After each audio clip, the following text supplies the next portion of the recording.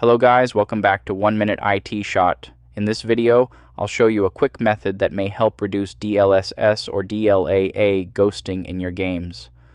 Before we begin, keep in mind that this method does not guarantee a fix, but for many users it noticeably reduces ghosting.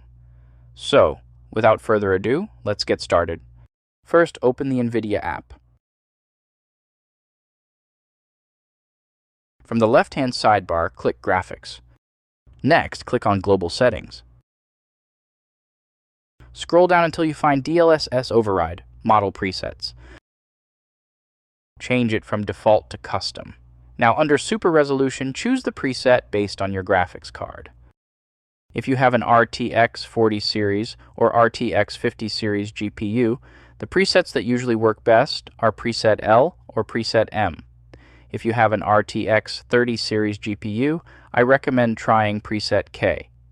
Apply the changes, then launch your game and see if the ghosting has improved.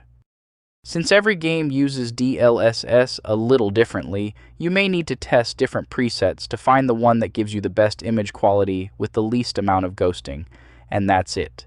If this video helped you out, please leave a like, subscribe,